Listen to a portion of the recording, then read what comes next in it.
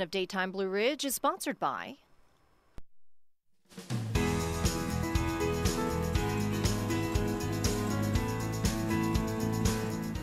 medicine is a constantly growing and evolving field. Leading the way in innovation is the Edward Via College of Osteopathic Medicine right here in Roanoke. Here today to tell me about the school's efforts to lead the way in shaping the future of rural health is Dixie Tooke-Rawlins. She is the president and provost of VCOM. Thank you so much for joining me. Thank you for having me. Absolutely. All right, let's talk a little bit about the latest health studies that talk a little bit about healthcare in rural areas, specifically Southwest Virginia. What did they reveal?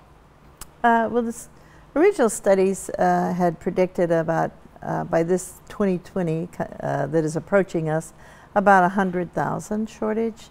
And we just had a report from HRSA, from the government, that shows that we have about a 65,000 physician shortage nationwide approaching. And so, although it is not as high as it once was because of the growth of schools and the increase in class sizes of medical schools across the country, it is it's still going to be daunting. It's still, and we're starting to feel it now.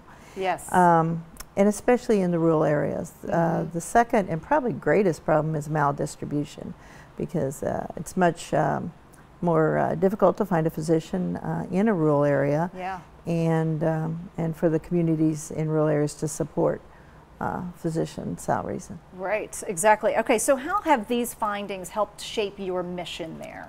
Well, I think that you have to find someone who's already dedicated to small communities, rural living, and who enjoy the non-urban life. So our mission is about physicians for rural and medically underserved areas. Right. And medically underserved populations. And so you have to really recruit people who are interested in that. So we have really focused on that, and in doing so, 20% of our classes, which if you look at, we have more than one campus, so 20% of our students come from communities of less than 10,000, and 48% from communities of less than 30,000. Wow. So they are more likely to go back to rural areas. So that we've tried to focus on it.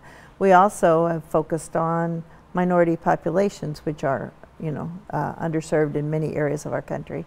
In fact, our #3 in the country last year for African American students enrolled in medical schools. So, really? yes, we were excited about that. Wow. Yes, congratulations. That's wonderful.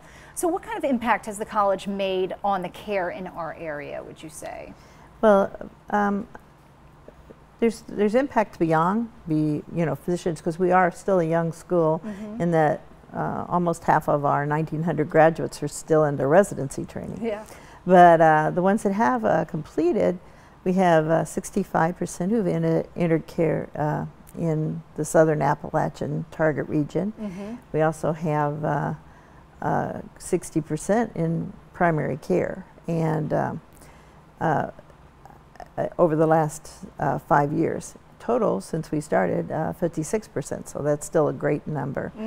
And we have about 241 physicians that have gone into what is a rural county, a true rural designation, and over 800 in medically underserved counties. Wow. So we're excited about those results. I'm glad that you're doing what you're doing, for sure. And our students are really choosing primary care, because another great thing that we just found out this week is we're #2 of all medical schools in the country, MD and DO, for graduates getting their first choice of residency. Wow. So, yet we are producing 60% into primary care, so our students are actually choosing primary care. Right. So we're excited about those results. That is great. So if people want more information and where to find you, how do they go online? Is yes, that the best place? It's under vcom.vt.edu or vcom.edu, either one. Okay. And we have campuses not only in up in the Virginia Tech Research Park, but we also have a campus in South Carolina and one at Auburn University.